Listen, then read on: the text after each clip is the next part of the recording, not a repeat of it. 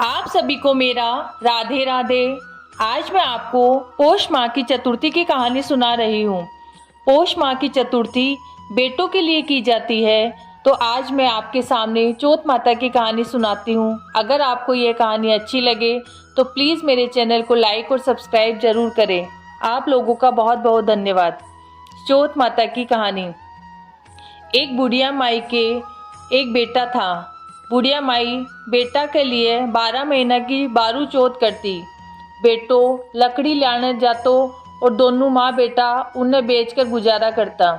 बुढ़िया माई रोजीना लकड़ियाँ में से 2 लकड़ी अलग ही रख लेती और चौथ के दिन बेटा से ओल्ले बेचकर सामान लाती और 5 चूरमा का लाडू बनाती। लाडू एक तो आप खाती और एक बेटा ने खिलाती। एक चौथ के दिन बेटा अपनी पड़ोसन के गयो बाबी चूरमा बना रखी थी, तो पूछो कि आज के है सुथे चूरमो बनाया हो।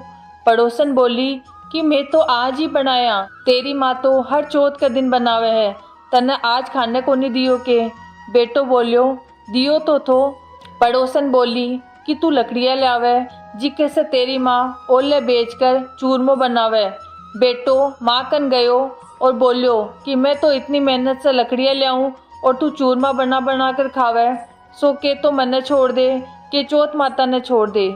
माँ बोली बेटा मैं तो तेरे लिए ही व्रत करूँ हूँ, सो तन्ने भले ही छोड़ दूँ पर चौथ माता ने को नहीं छोड़ूँ। जना बेटो घरा से जाने लाग्यो तो माँ बोली कि तू जावे चौथ माता को नाम पुर दिए तेरा संकट टल जैसी। बेटो सोचो कि है तो झूठ बात, पर आपनों के लेवे है ले लेवंगा। घर से चाल्यो और थोड़ी दूर गयो कि देखे खून की नदी बहे, खटीने से भी कोई रास्तो कोनी। जब वो आँखा पूर कर बोलियो कि हे चौथ माता, अगर यह नदी सूख कर रास्तो बन जावे तो तू साची। इतना में ही नदी सूख कर रास्तो होगी। आगे गयो तो जाता बावनी उजाड़ में रात होगी। चारों तरफ बाग वगैरह बोलने लग गया। जब वो वापस आँखें पूर कर बोलियो कि हे चौथ माता, मन्ने रास तो मिल जावे, नहीं तो ये जानवर मन्ने खा जासी। इतना में ही रास तो मिल गो। आगे एक राजा की नगरी में गयो। राजा हर महीना एक आदमी की बलि देतो। एक बुढ़िया माई के घर में गयो। देखा तो माई पूड़ा पोती जाए और रोती जाए। जब वो पूछो कि माई रोवे क्यों है, बुढ़िया बोली कि मेरे एक ही बेटो है, वो भी राजा का बलि चढ़ने जैसी, ये पूड़ा भी का खातर ही बनाऊँ हूँ। वो बोलियो कि माई पूड़ा मन्ने पेट भर खिला दे, मैं तेरा बेटा का बदले चलो जसूँ। माई उन्हें पूड़ा खिला दिया। रात ने सोते समय बोलियो कि राजा को बुलावो आवे, तो मन्ने उठा दिए। आधी रात ने बुलावो आयो। माई सोची कि पराए पूत ने कहीं बल्ली चढ़ान देऊँ, पर इतना में ही वो उठ गो और जानने लाग्यो। तो बुढ़िया माई ने बोलियो कि मेरी कोथली और लाठी धरी राखियो। माई सोची कि आज तक तो कोई पाछो को नहीं आयो, यो के आसी। राजा का आदमी उन्हें लेगा और आवा में चिन दियो।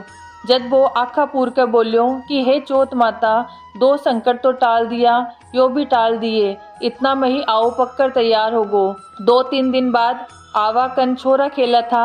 आवा पर कंकरी मारी तो उनमें से एक आवाज आई। छोरा राजा ने जाकर बोलिया कि राजा तेरो आवो पक गो।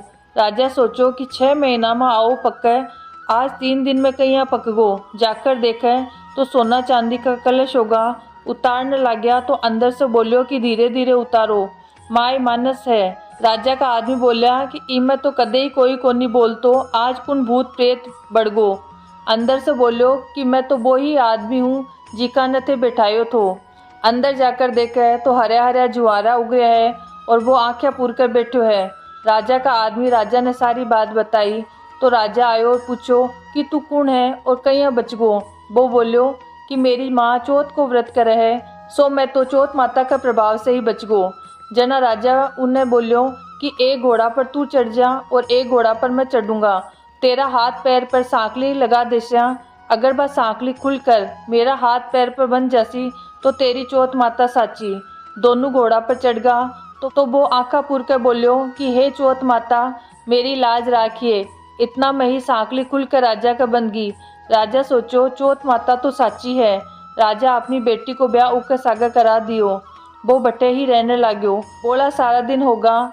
एक दिन वो अपनी घरवाली ने बोलियो कि आज तुम्हारा गांव कन बिजली चमका है।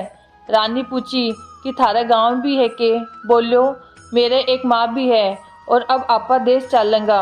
राजा उन्होंने बहुत सारो धन देकर विदा कर दियो। ठीक ने बुढ़िया माई से लकड़ी तो काटी को नहीं जाती, पा गोबर चुनकर छाना बेचकर रोटी खाती। पड़ोसन उक्का बहू बेटा न आता देखकर बोली कि बुढ़िया माई तेरा बेटा बहू आवा है, बहुत सारो धन ले आया है। बुढ़िया माई बोली कि मेरे कर्म में खट्टे लिखो है बेटा बहू, एक बेटो तो जीका ने भी तू लगा सिखाकर काट दियो, पण जी मान्यो कोनी। बटोड़ा पर चढ़कर देखा तो साचा ही आवे है।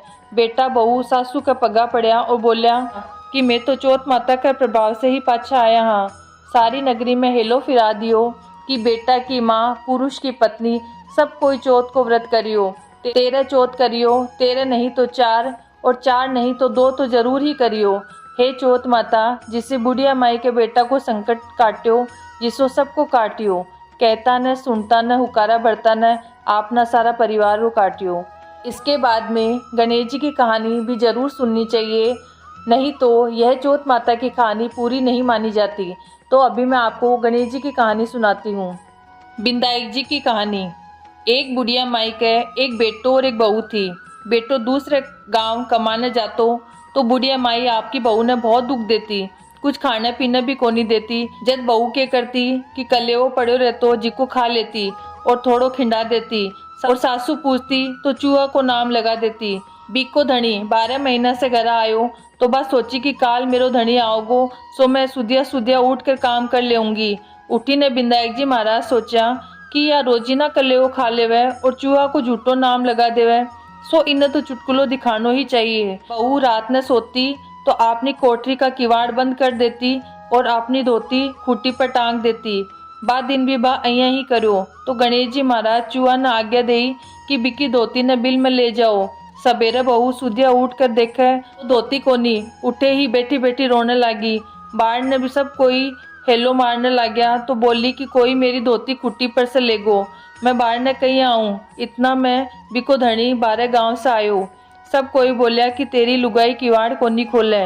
धनी किवाड़ खोलकर भीतर गयो, देखे तो लुगाई उगाड़ी बैठी है और उन्हें मारने लाग्यो। बोली कि तू तो झूठ बोले है, बंद कमरा में से धोती खटे जैसी। लुगाई आपना मन में सोची कि मैं सासू को कलेवो खा ले हूँ और चूहा को नाम लगा देती, सो बिंदायक जी मेरी धोती मिल जाओगी तो मैं 1.25 रुपया को प्रसाद चढ़ाऊंगी। इतना में ही धोती को कुणो सासू ने चूहा का बिल में से दिखो। सासू बोली कि बहू है तो साची। बोली कि मेरी करनी मेरा हाथ, मैं रोजीना सासू को कलेवो चुरा कर खा लेती और चूहा को नाम लगा देती, सो बिंदाई जी महाराज चुटकुलो दिखायो है। उस दिन से बहू का मन में बिंदाई जी के प्रति बहुत श्रद्धा होगी। बा खूब सेवा पूजा करने लगी, उन्ना का खूब धन भी होगो, सब सुख से रहने लग गया। हे बिंदाई जी महाराज, जिसो बहू ने चुटकुलो दिखायो, जिसो कोई न मत दिखायो, जिसो धन द्रव्य दियो, जिसो सब न दियो, कहता न सुनता न हुकारा भरता न आपका सारा परिवार न दियो। बोलो बिंदाई जी महाराज की जय। हे बिंदाई जी महाराज, जो भी मेरी ये कहानी सुन रहे हैं उनकी भी आप मनोकामना जरूर पूरी करें। आप लोगों का धन्यवाद। प्लीज़ मेरे चैनल को लाइक और सब्सक्राइब जरूर करें। धन्यवाद।